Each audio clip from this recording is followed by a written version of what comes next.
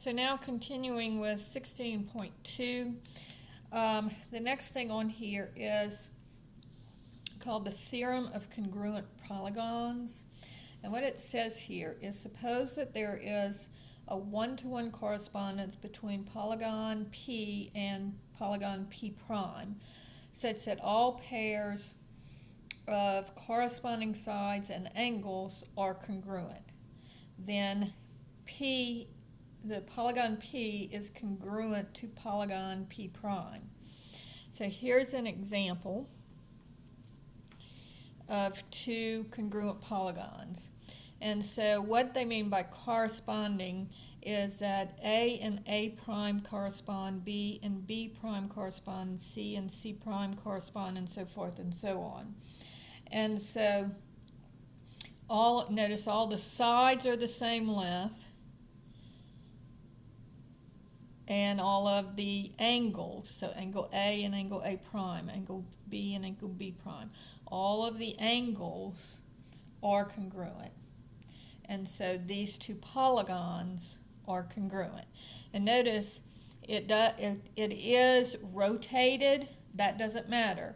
They're still congruent even though they're not in the same position. Here's another example.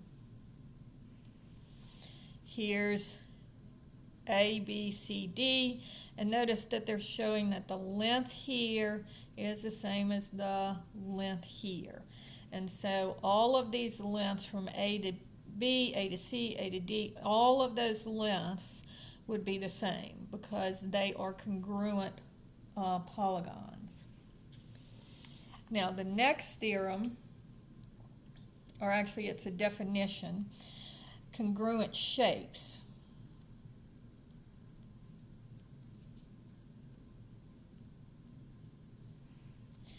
And it says that two shapes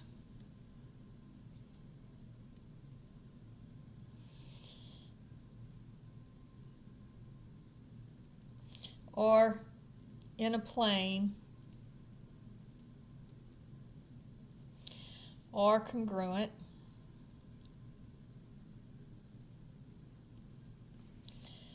if and only if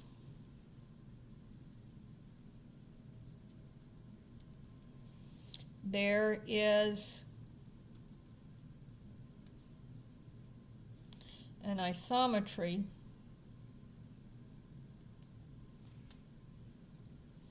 that maps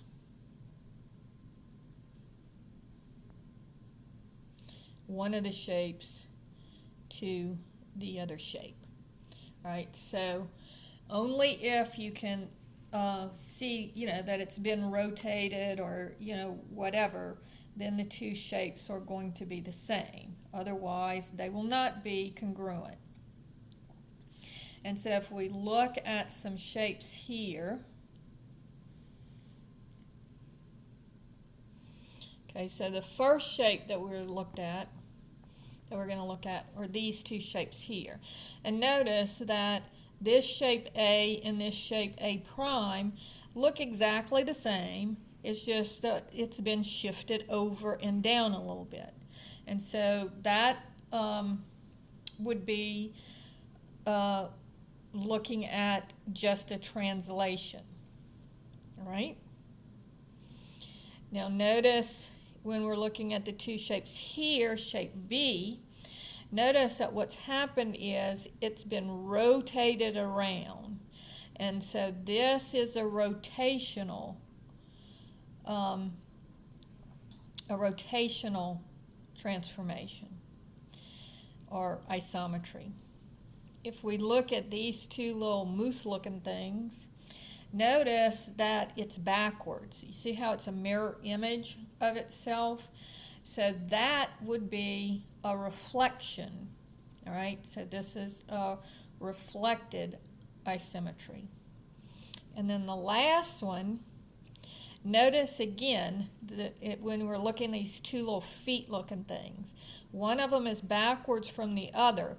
So it's been flipped over the line, but then it's also been pushed up. So notice this one is just flipped over the line, not pushed up. This one is flipped because it's oriented backwards, right? And then it's shoved up. So this would be a glide reflection on this one. So those are examples of isometries and how you can use not just the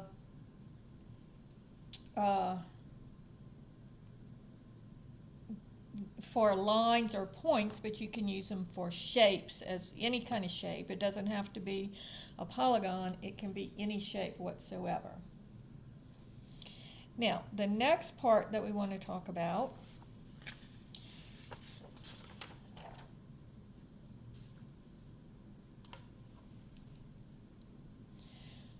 are similitudes.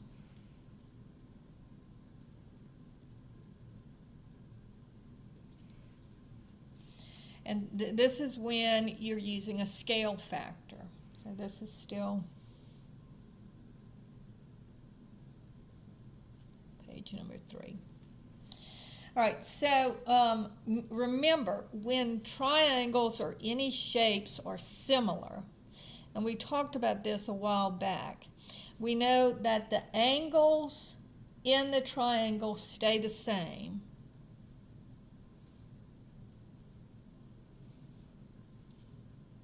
So it's still the same shape. And we know that the sides are proportional. That's what it means to be similar. So in other words, it's shrunk down by a half, or it's blown up by 2 or by 3 or by 2.5. So there's some kind of constant of proportionality, and that is the scale factor. So we have a theorem here, and it says, part 1 says, the size transformation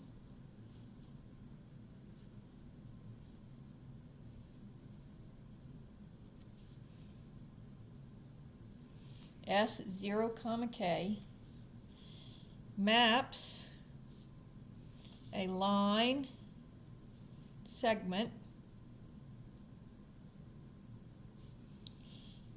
PQ to a parallel line segment P prime Q prime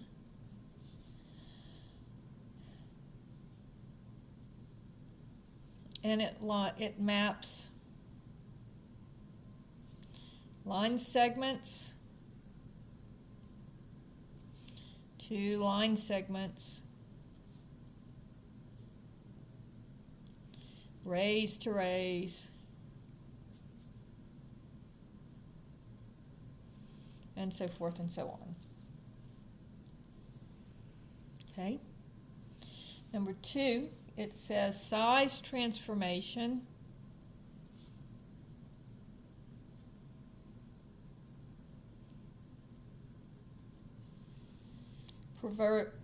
preserves ratios of distances.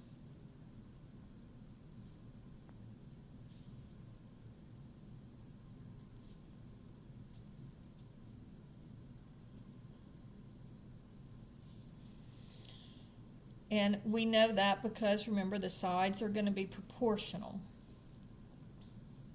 Number 3, size transformations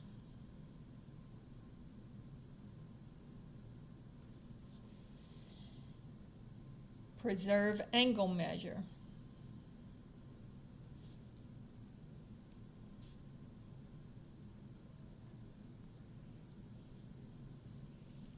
Number 4, size transformations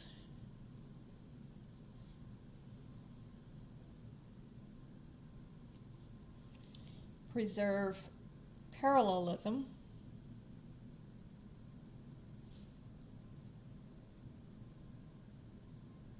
So if something's parallel before, it'll still be parallel afterwards. And number 5 says size transformations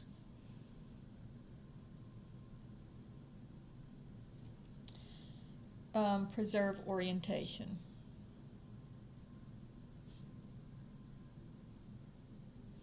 So in other words, it's not going to be like the reflection where it's going to be a mirror image of itself. So those are the properties, or the theorem. That's the theorem about size transformation. Now here are the properties, and they are so close that I almost didn't want to write both of these down, but I figured I would. Properties of similitudes.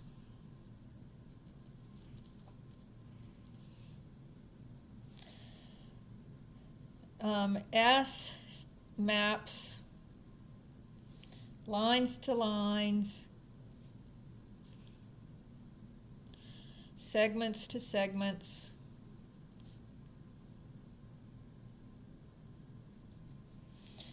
rays to rays, angles to angles, and polygons to polygons.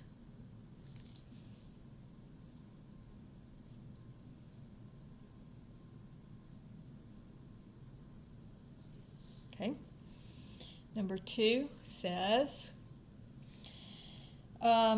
it preserves the ratios of distance.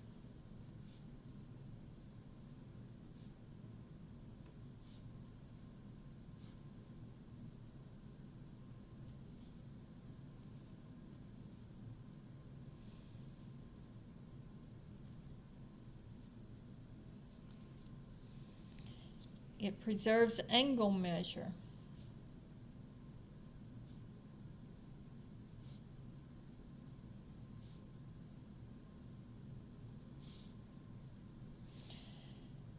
It maps triangles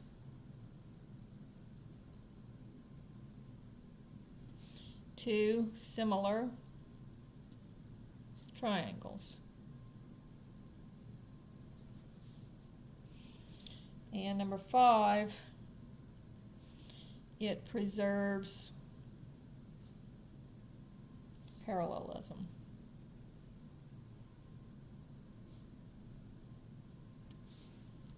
Right? So those are the properties of similitudes. And so then we have another theorem. And the theorem says that triangle ABC is similar, and this is a formula for the little symbol for similar, to triangle A prime, B prime, C prime, if and only if, and that means it goes both ways. We'll talk about that in a second. There is a similitude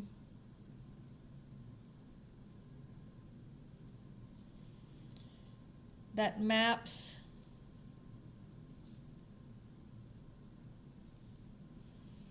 triangle ABC to triangle A prime, B prime, C prime. All right? So in other words, if they're similar, then there has to be a mapping, and if there's a mapping, then they have to be similar.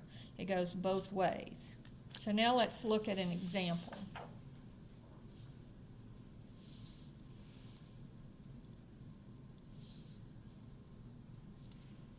All right? So let's say that I have triangle ABC,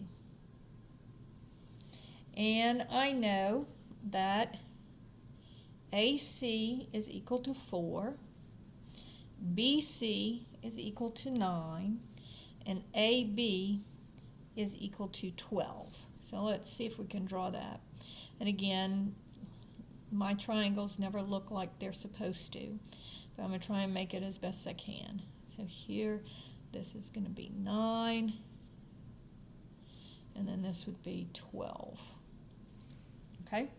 Now, if you look in the book, they actually orient the other triangle differently, but you don't have to orient it differently. So I'm just going to draw it in the same orientation. So A prime, C prime, they say, is 7. And so this is going to be a little bit longer than this one. And so this one would have to be a little bit longer than this one.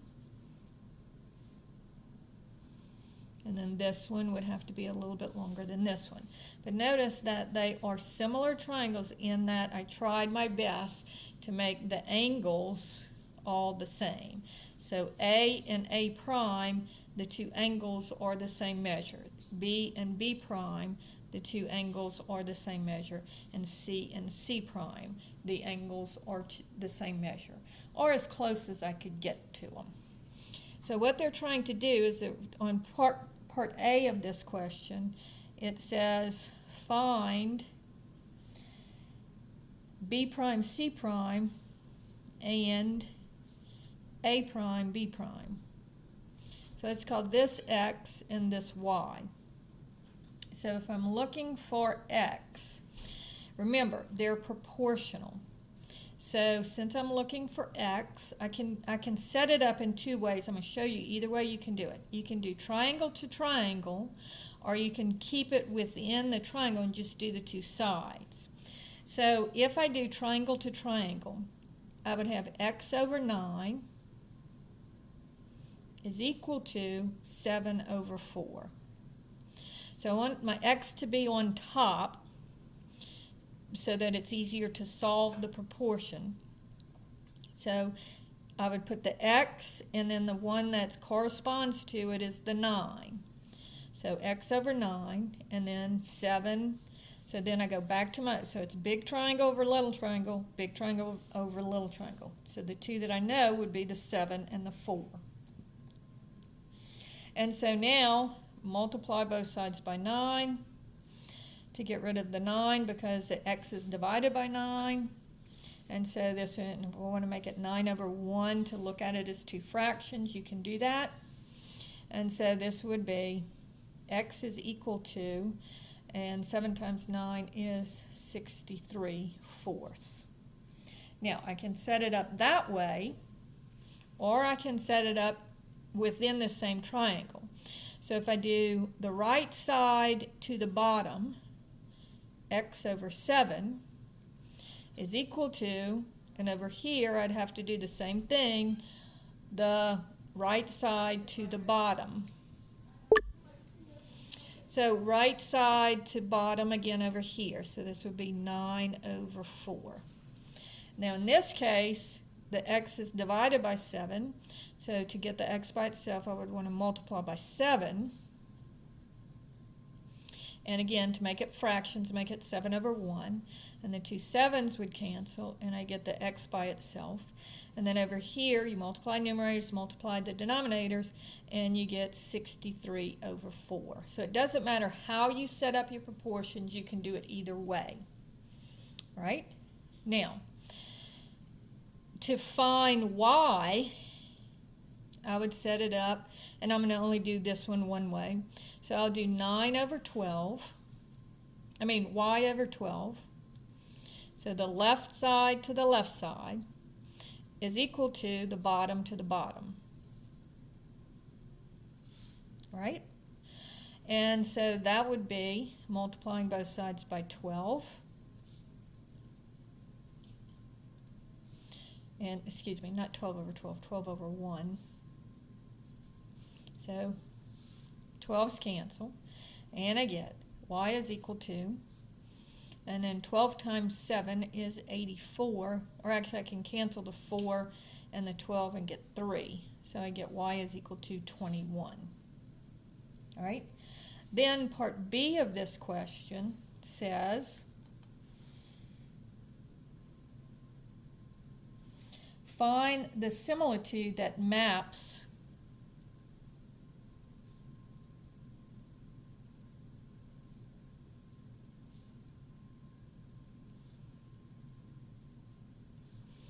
triangle ABC to triangle A prime, B prime, C prime.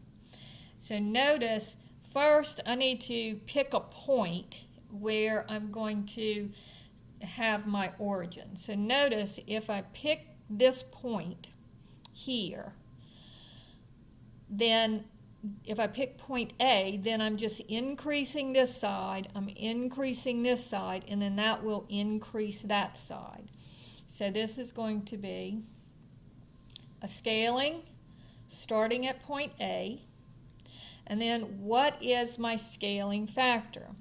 And it is right here. It's when I'm comparing triangle to triangle. And so what did I multiply by? Or what was this side equal to on both of these when I was going triangle to triangle? It's 7 to 4. And so that would be my transformation that I'm using here. So now we have one more definition and one more theorem, and basically it's the same thing. It says similar shapes. We already know which similar shapes are, but they're going to go ahead and give us a definition. It says two shapes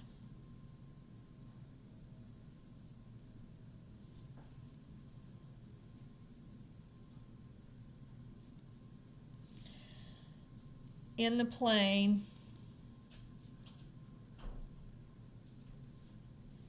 are similar if and only if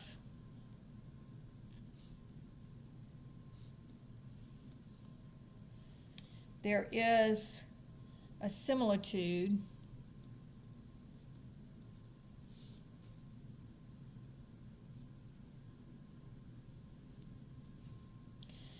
that maps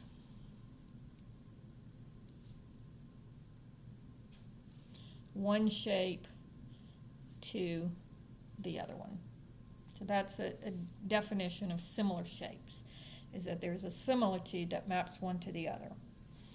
And then similar polygons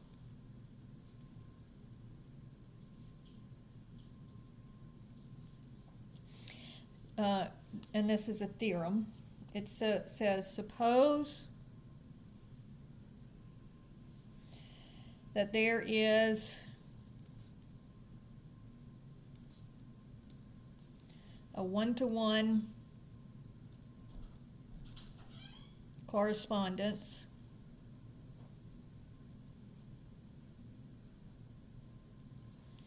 between polygons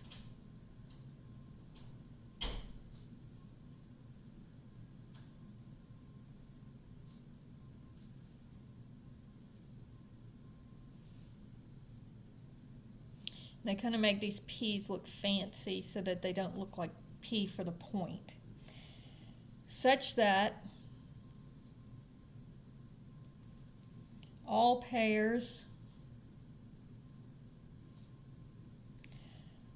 of corresponding sides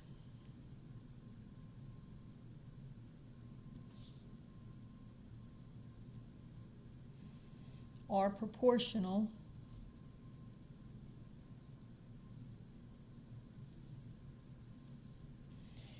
and all